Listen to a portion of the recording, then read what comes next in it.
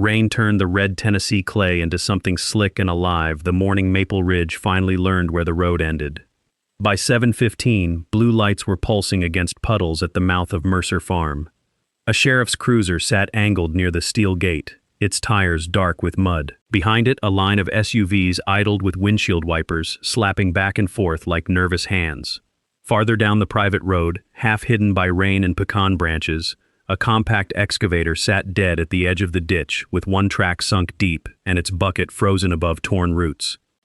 Karen Whitmore stood in the middle of the road in a cream raincoat that had cost more than Ethan Mercer's hay mower. Mud covered her boots. Rain flattened one side of her hair against her cheek.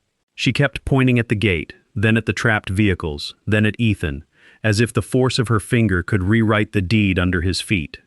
Behind her, residents from Maple Ridge Estates leaned out of their SUVs, filming. A delivery van sat boxed in near the pecan trees. An HOA maintenance pickup had slid sideways and clipped a fence post. A man in a hard hat kept looking at the stuck excavator like he wished he had never taken the job. Ethan Mercer stood on the other side of the gate in a waxed canvas jacket, rain dripping from the brim of his cap. He held a plastic folder under one arm. His other hand rested on the wet top rail of the gate his father had helped him measure before the stroke made his hands unsteady. He had not raised his voice once that morning. That seemed to make Karen angrier than shouting would have. She had spent 20 minutes telling anyone who would listen that the road was public, that the HOA had documents, that families were being trapped, that emergency access was being blocked by one bitter farmer. Ethan had answered only when the sheriff asked him a direct question. The road was private. The land was Mercer land. The gate was legal. No one from Maple Ridge had permission to be there. The county traffic inspector arrived in an orange vest and climbed out of his truck slowly, as if he already knew the scene would not improve with speed. Karen rushed toward him before he had closed his door. Her hands moved in sharp, wet arcs. She gestured toward the SUVs, the gate, the excavator, and the muddy road behind her. Ethan waited until the inspector looked his way. Then he slid the folder through the bars. The inspector opened it under the shelter of his clipboard. The sheriff stepped closer. Karen tried to keep talking, but the inspector's face changed before she finished. His eyes moved from the certified survey to the old easement map, then down the muddy road toward the bridge Ethan's grandfather had built after the flood of 1977. For the first time that morning, Karen went quiet. The inspector turned the map so the sheriff could see the red line drawn across a route that did not touch Ethan's road at all. The paper was old, but the county stamp was clear. The temporary timber access Karen had been waving around for months had expired before Ethan was 6 years old. Rain drummed on cruiser roofs. The excavator engine ticked as it cooled. 30 Maple Ridge residents watched their HOA president stand on land she had just ordered a crew to tear open. 6 months earlier, Ethan Mercer had not known Karen Whitmore's name. He knew the sound of spring bees moving through peach blossoms. He knew the smell of cedar shavings in the equipment shed. He knew where the farm road dipped after a hard storm, and where the gravel held firm even after 3 days of rain. He could hear a loose board on the bridge from the change in tire noise before the truck reached the creek. For 12 years, Ethan had worked as a transportation engineer for Bryan County. He reviewed subdivision plans, drainage studies, access permits, culvert sizes, road widths, and all the small details that decided whether a neighborhood would still function after the ribbon cutting. He had liked the work until he got tired of watching developers treat warnings as obstacles and signatures as prizes. Then his father, Ray Mercer, had a stroke in late autumn. It was not the kind of stroke that ended a life, but it ended the life Ray had known. His left hand lost strength.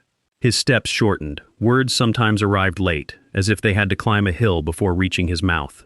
Ethan came home for what he thought would be a few weeks. By Christmas, he had cleaned out his desk at the county office and moved back into the farmhouse. Ray never asked him to stay. That made staying harder.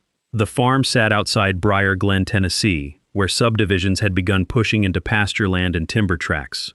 Mercer Farm was 38 acres of peach trees, wild grass, beehives, a barn with a patch tin roof, and a cedar-sided cabin that had belonged to Ethan's grandparents. The private road began at Old County Route 16, passed through a steel gate, followed a row of pecan trees, curved past the equipment shed, and dropped toward Dry Hollow Creek, where a narrow wooden bridge crossed the water.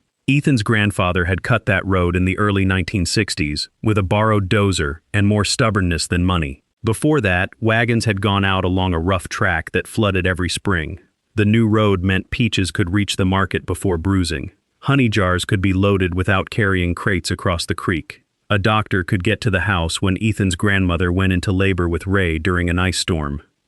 Ray had rebuilt the bridge after the 1977 flood. He had been young then, broad-shouldered and impatient, still carrying habits from Vietnam that made him wake before dawn and check locks twice. He replaced twisted beams with hand-cut oak and salvaged steel plates from a closed mill. Years later, when Ethan was a boy, Ray made him hold nails in a coffee can while he repaired the deck boards. Ethan remembered the hammer blows more than the words.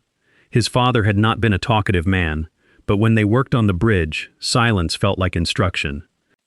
Every part of the road carried a mark. His mother had painted the first red mailbox at the bend. His sister had learned to drive in second gear between the pecan trees. Ethan had broken his arm near the culvert when he was 11 after trying to jump a bicycle over a washed-out rut. Ray had always said the road was not valuable because of where it went. It was valuable because it kept the farm whole. That was why the gate was locked every night. That was why the sign was plain and direct. Private road, Mercer Farm access only. Across Dry Hollow Creek, on land once owned by a timber company, Stonebridge Communities had spent 3 years building Maple Ridge Estates. At first, Ethan tried not to resent it. Towns grew, land changed hands, families needed houses. He understood that better than most. When the clearing crews started cutting pines, he brought the foreman a copy of the Mercer Boundary Survey and marked the corner pins with bright tape. The foreman nodded, took a photograph, and promised they would stay clear. For a while, they did. Maple Ridge rose quickly. Curving streets appeared where scrub oak had been. Model homes went up with white columns, dark shutters, and names like the Magnolia and the Ashford. Stonebridge installed a stone entrance sign at the bottom of a steep asphalt drive connecting the subdivision to the state road.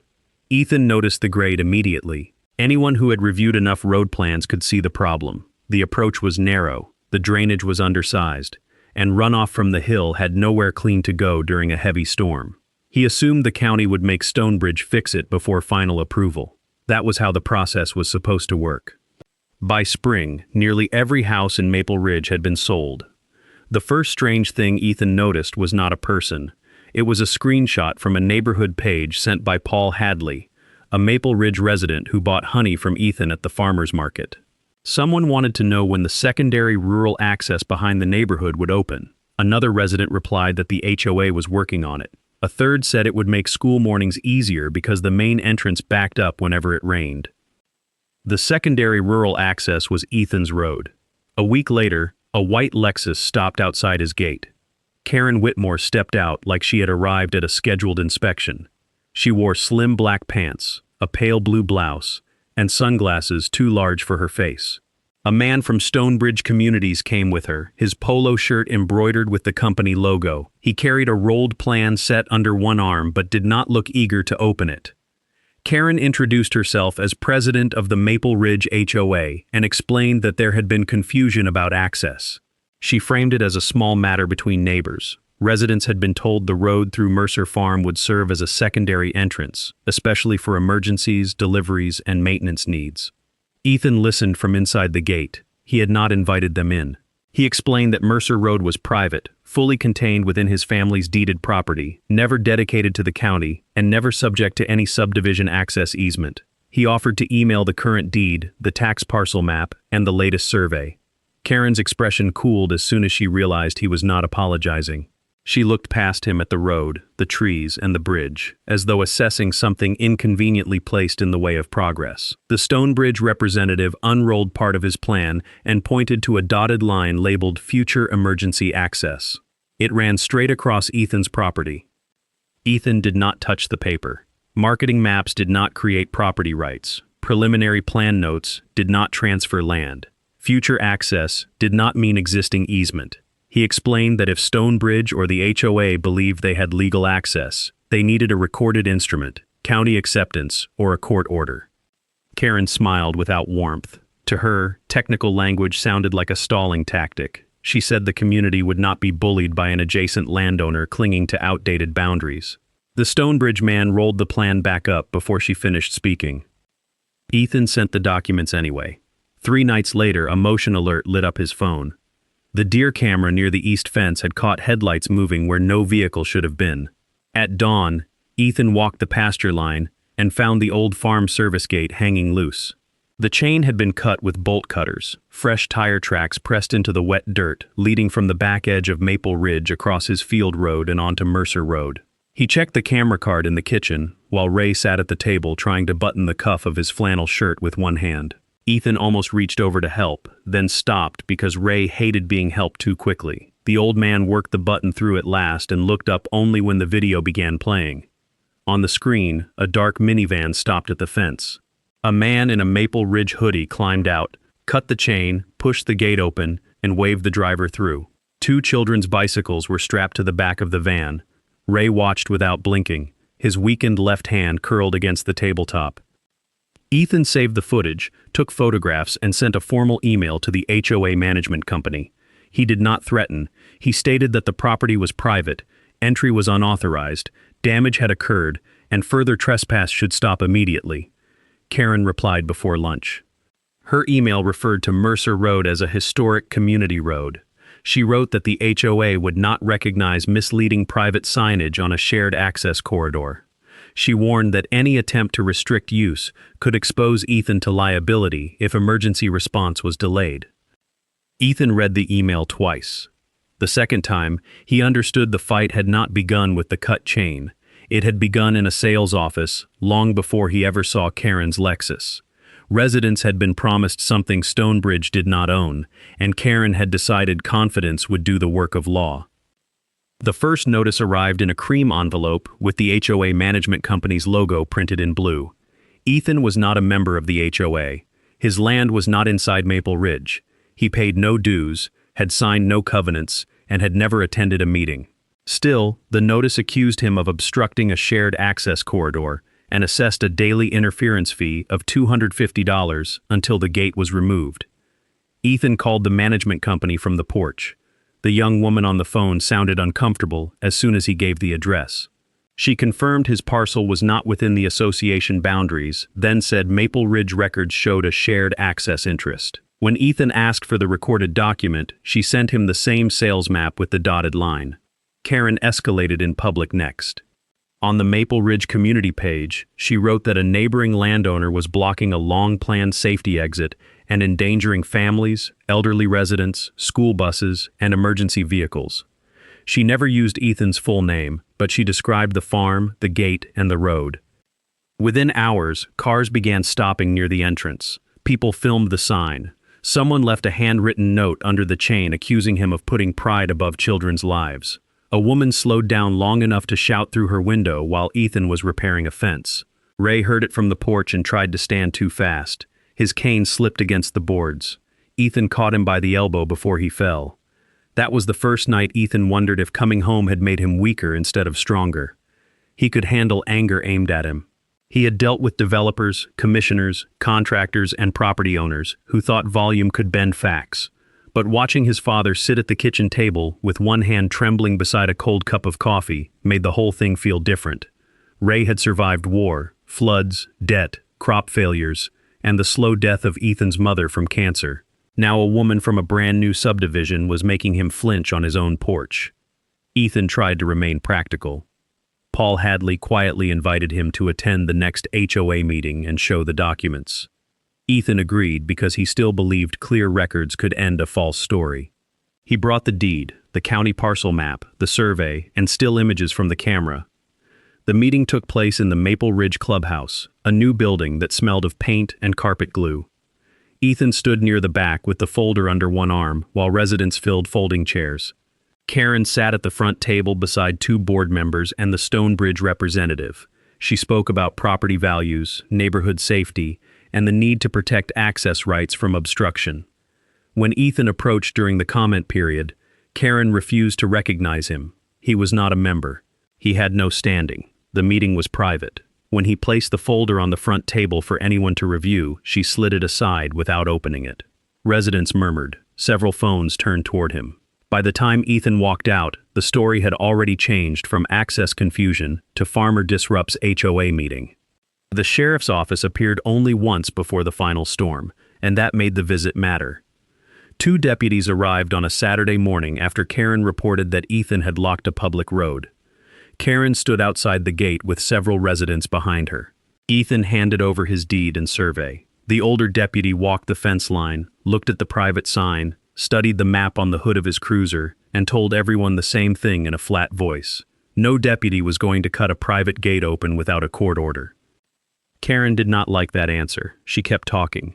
The deputy closed his notebook and said the next person who damaged a lock or crossed a posted line without legal authority should not expect the conversation to remain neighborly. That warning should have ended it. Instead, it embarrassed Karen. 3 weeks later, Ethan heard the scrape of metal and the crunch of fresh stone from the house. He came down the road in his pickup and found an HOA-hired crew spreading gravel just inside the entrance. The lock was gone. Orange stakes lined the ditch. Spray paint marked 2 of the old pecan trees. A compact grader idled near the bend with its blade raised. The crew chief showed Ethan an authorization letter signed by Karen.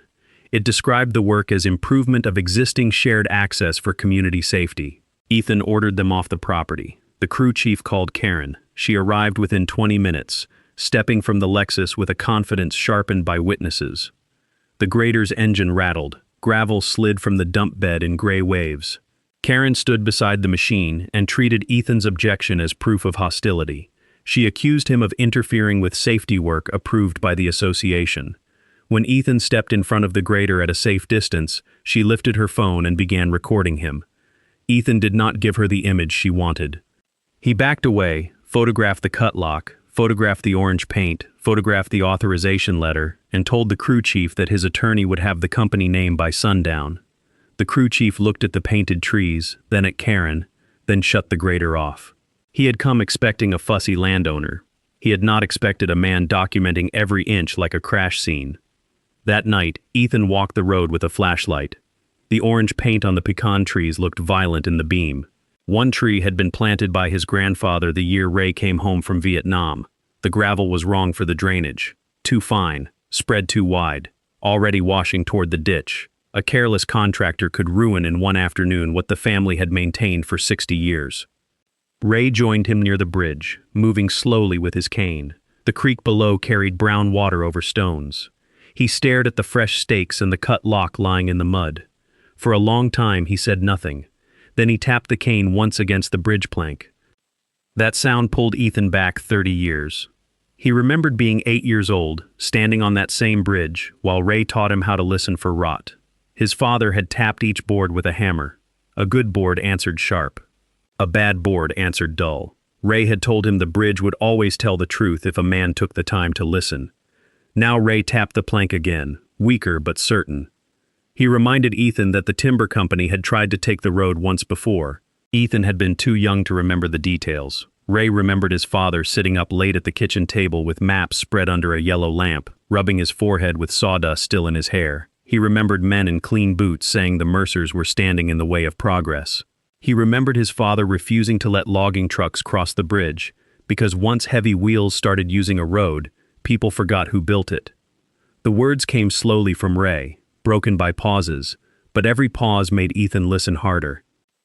After Ray went to bed, Ethan unlocked the old cabin and went down into the cellar. The air smelled of damp concrete, machine oil, and paper. His grandfather had kept everything: feed receipts, tractor manuals, insurance forms, letters from the county, pencil sketches of the bridge, bundles of tax bills tied with twine. Ethan carried boxes upstairs and spread them across the kitchen table. Rain tapped the window. The refrigerator hummed. Ray's cane leaned against the wall beside the back door. Ethan opened folder after folder, not like a man checking boxes, but like a son searching for his grandfather's voice in paper.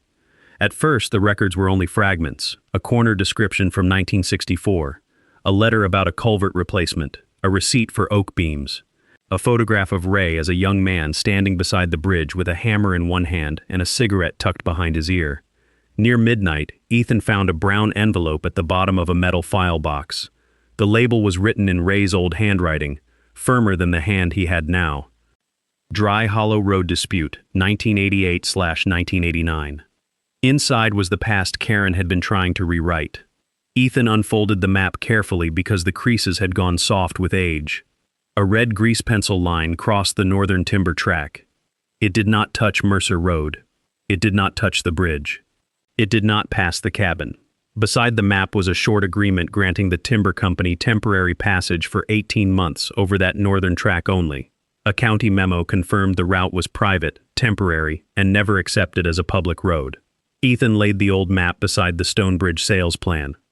The dotted line on Stonebridge's plan had been shifted south. It ran across the actual farm road, over the family bridge, past the cabin, and out to Old County Route 16.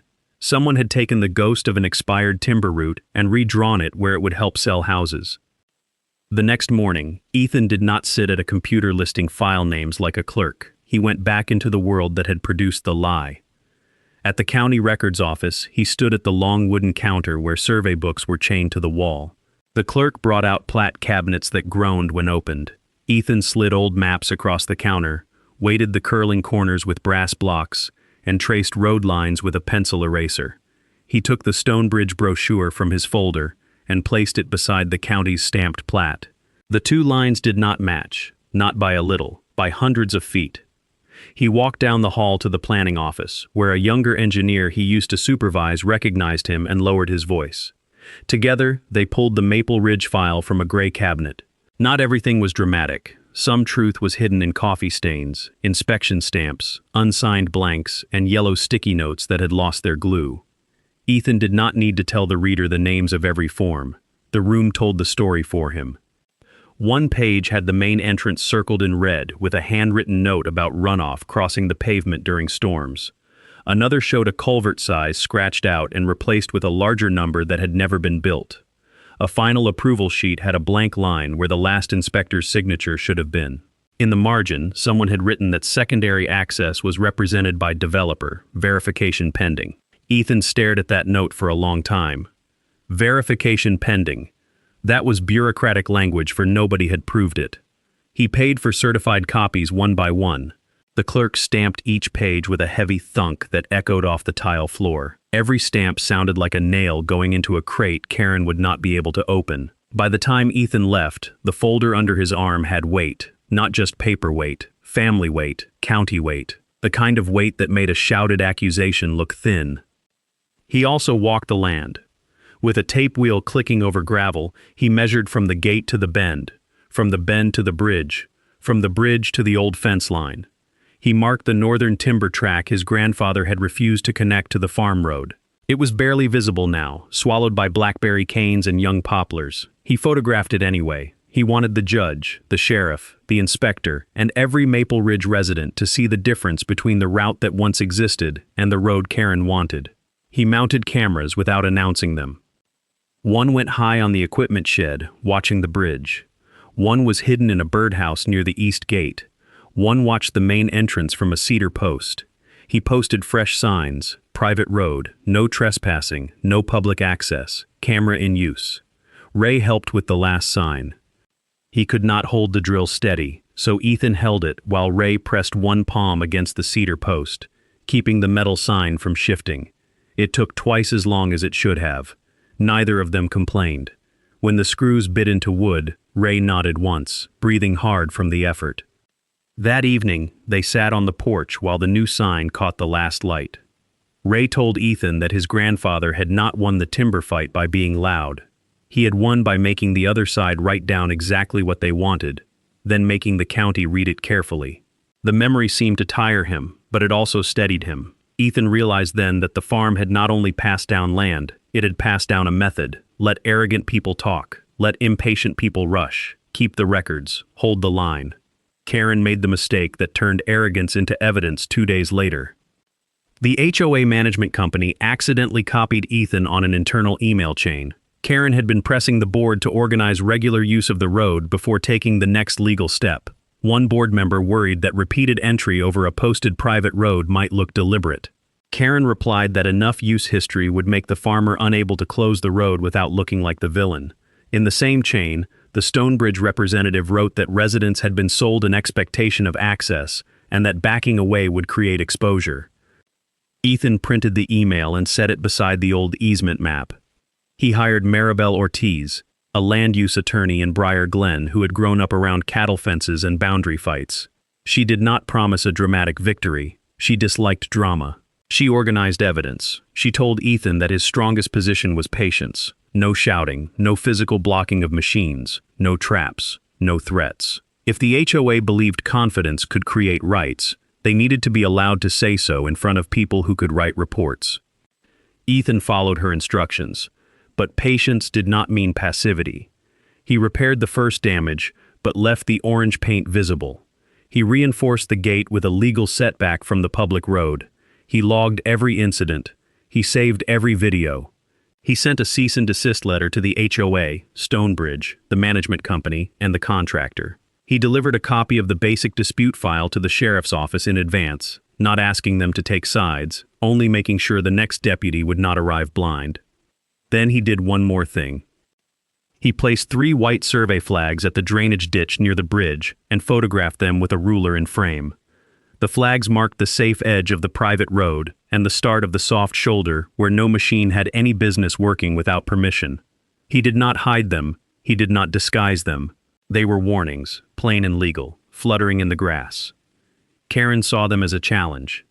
Heavy rain arrived in late June. By dawn, Dry Hollow Creek was high and brown. Water sheeted across the Maple Ridge entrance exactly where Ethan had expected it to. The culvert at the base of their hill was too small. Silt washed over the pavement. A school bus stopped short and backed away. Residents began posting videos of the flooded entrance before most of them had finished their first cup of coffee. Karen used the storm. She sent an emergency message to the community announcing that the HOA would open the secondary rural access across Mercer Farm for resident safety. She blamed Ethan for months of delay. She said the HOA had documentation and that any obstruction would be reported as endangerment. Then she came to the gate with a maintenance truck, the same contractor, 2 board members, and a line of residents following behind in SUVs. Ethan watched from the porch as headlights appeared through the rain. The contractor cut the chain. Karen stood beneath an umbrella while someone filmed her. The gate swung open. Vehicles rolled onto Mercer Road. The compact excavator followed, its tracks grinding into the wet gravel Ethan's grandfather had laid by hand in places before Ethan was born. Ethan did not run into the road. He did not touch the machine. He called Maribel. He called the sheriff's office. He called the county traffic inspector whose name was already on the dispute notice. Then he stepped onto the porch, raised his phone, and recorded. The excavator reached the bend before the bridge. Karen walked ahead of it, pointing toward the white survey flags Ethan had placed along the ditch. She wanted them gone. She wanted the road widened there so Maple Ridge SUVs could pass each other without slowing down. The contractor hesitated when he saw the flags and the private road sign behind him. Karen moved closer to the cab. Rain ran from the edge of her umbrella onto her sleeve. She pointed again, sharper this time. The operator lowered the bucket.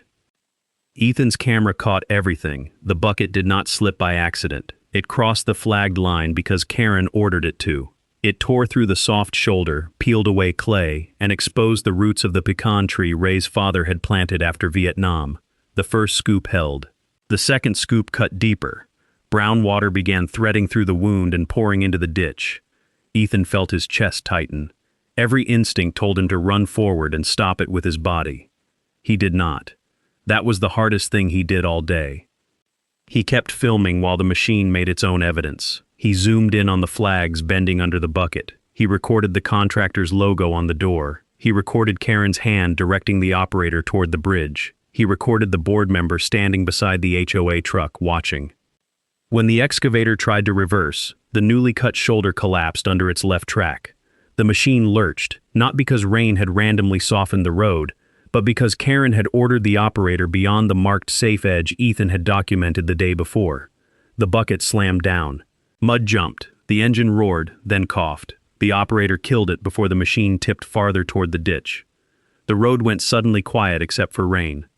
Karen's face changed for half a second. The camera caught that too. Not fear for the tree, not regret for the damage. Calculation. She turned toward the line of residents and lifted her voice, trying to seize the story before the sheriff arrived. By the time the cruiser pulled in, she had returned to performance. She pointed to the trapped vehicles and the flooded subdivision entrance. She insisted the road was public, historic, necessary, promised, and already in use. She accused Ethan of creating danger by refusing reasonable access. Residents crowded behind her, wet and angry, but less certain than they had been online. The stuck excavator made the operation look less like rescue and more like invasion. Ethan gave the sheriff the folder. This time the sheriff did not arrive as a confused referee. He had the prior notice. He knew the dispute existed. He saw the cut chain, the posted signs, the survey flags, the camera, the damaged shoulder, and the machine past the gate. He told everyone to stop talking except the person he was questioning. Maribel arrived minutes later, carrying a black raincoat and a calm expression. The county traffic inspector pulled in behind her. Together, under the hard silver rain, the documents began taking Karen's story apart. The road was not public. The county had never accepted it, never maintained it, never assigned it a road number, and never dedicated it for public use. The pavement ended at Old County Route 16. Everything past Ethan's gate was private. The route was not a historic community road. The old survey showed Mercer Road inside the farm boundary. The 1989 temporary timber easement ran north of Dry Hollow, did not touch the bridge, and expired after 18 months. The emergency was not Ethan's creation. Maple Ridge's own approval file showed unresolved entrance drainage conditions. The flooded road was a development defect, not a legal license to seize a neighbor's land. The repeated use was not innocent. Karen's email about creating enough use history turned months of trespass into a plan. Then Ethan played the video. No one spoke while the footage ran. Rain hissed against the phone speaker. Karen's own hand appeared on the screen, pointing past the survey flags. The bucket crossed the marked line. The pecan roots tore free. The machine sank where Ethan had warned the shoulder was not road. The sheriff looked from the phone to the flags still fluttering in the mud. The contractor, suddenly eager to separate himself from the HOA, handed over Karen's authorization letter. One board member admitted on body camera that the HOA knew Ethan disputed the access but believed regular use would strengthen their claim. A resident near the front of the line asked why Stonebridge had advertised the back entrance if no right existed. Maribel produced the brochure and transition packet showing Karen had approved the access language during the handover from Stonebridge to the resident board. The phones that had been filming Ethan shifted toward her. The Stonebridge representative looked down at his shoes and stopped correcting anyone. The traffic inspector walked to the bridge with the old map in hand. He stood where Ray had once taught Ethan to listen for rot. He looked at the stuck excavator, the torn shoulder, and the line of SUVs waiting on private land. Then he ordered all work stopped. The contractor could remove the machine only under supervision. No grading, no gravel, no widening, no access. The sheriff documented trespass, destruction of a lock, property damage, and unauthorized work on private land. He did not arrest Karen in the rain. Real life rarely delivers that kind of theater. But when he asked her who authorized the crew to cut the chain, she looked toward the Stonebridge representative first. He did not help her. By noon, Maple Ridge vehicles backed slowly out the way they had come. The excavator was pulled from the ditch with a tow chain. Its tracks left deep scars beside the pecan trees. Karen sat in her Lexus for nearly 20 minutes before driving away, no longer waving documents, no longer smiling for cameras. The storm passed by evening, but Maple Ridge did not recover quickly. Residents who had believed Ethan was the obstacle began asking for the records he had tried to show them months earlier. Some discovered that their sales materials described future access in language broad enough to comfort buyers but thin enough to deny in court. Others learned the main entrance drainage issue had been noted before they moved in. The anger that had been aimed at Ethan turned inward, toward the HOA board and Stonebridge. The lawsuit did not make Ethan rich. It made him whole, which was all Maribel had ever promised. The HOA rescinded every notice and fee. Stonebridge paid for repairs to the road shoulder, the ditch, the fence post, the gate, and the damaged tree roots. The contractor's insurer covered part of the restoration after admitting the crew had relied on defective authorization. The county required Maple Ridge to complete the entrance drainage upgrades before any additional building permits or amenity approvals moved forward. Karen was removed at a special HOA meeting in August. Ethan attended because Maribel thought it wise to hear the record. He stood at the back of the clubhouse. the same place where he had once held a folder nobody would open. This time, residents held copies of his documents. The room did not smell new anymore. Coffee had gone stale on a side table, raincoats hung over chairbacks. Someone had placed a cardboard box near the front for ballots. Karen sat at the board table with a binder in front of her. It was thick, color-tabbed, and perfectly arranged. For years, that binder had been part of her power. She would open it, touch a tab, and people would stop arguing. That night, when the first resident asked why the access claim had never been verified, Karen opened the binder to the wrong section. She turned one page, then another. The tabs stuck together under her damp fingers. A copy of Ethan's old easement map slid loose from somewhere in the stack and fell to the floor at her feet. No one picked it up. For several seconds, Karen just stared down at it while the room waited. The silence did more damage than any insult could have. When she tried to speak, her voice came out too high. She blamed Stonebridge. She blamed emergency conditions. She blamed confusing documents and hostile neighbors and incomplete county files. But every sentence made her smaller. The woman who had once controlled rooms by interrupting people now kept losing her place in her own notes. Then Paul Hadley stood up. He did not shout. He said he had bought a house believing the back entrance was real. He had repeated Karen's claims to neighbors. He had treated Ethan like the problem. He wanted the minutes to show that the board had been warned, had seen the dispute, and had chosen pressure over proof. Karen reached for her water bottle and knocked it over. Water spread across the table, soaking the edge of her printed talking points. Blue ink bled down the page. A board member beside her lifted his hands away instead of helping. That was the image Ethan remembered afterward, not the vote itself. Karen staring at her ruined notes while no one at the table moved to save them. The vote was decisive. Karen left through a side door, carrying the wet binder against her chest like a shield that no longer worked. By September, Maple Ridge's main entrance had been dug open and rebuilt. Larger culverts went in. The slope was cut back. New guardrails appeared. The county finally inspected what should have been done before families moved in. No resident needed Mercer Road to get home. The emergency that had justified everything vanished the moment the developer was forced to fix its own mistake. Ethan repaired the farm road carefully. He did not widen it. He did not straighten it. He replaced the torn gravel with the same coarse stone Ray preferred because it held under rain. He hired a bridge carpenter to reinforce the old wooden span with new beams tucked beneath the deck so it still looked like the bridge he remembered. The orange paint faded from the pecan trees, but one trunk kept a faint stain through winter. Ray came out the day the last repair was finished. He moved slowly, one hand on the cane, one hand on Ethan's forearm. Together they walked from the gate to the bridge. It took nearly half an hour. Before the stroke, Ray would have complained about the pace. Now he saved his breath and watched the road.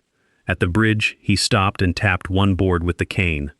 The sound was sharp. A good board. Ethan smiled before he could stop himself. Apologies came unevenly. Paul Hadley brought back every honey jar he had ever bought and asked to pay for refills in advance. A woman who had filmed Ethan at the gate left a note saying she had believed what she was told and was ashamed of how easily fear had made her cruel. Others said nothing, which Ethan accepted. Peace did not require everyone to admit the truth out loud. It only required them to stay off his land. Ray liked the new sign best. It was mounted on cedar posts at the gate, plain black letters on white metal. Private road, Mercer Farm access only. Beneath it, Ethan added a smaller line.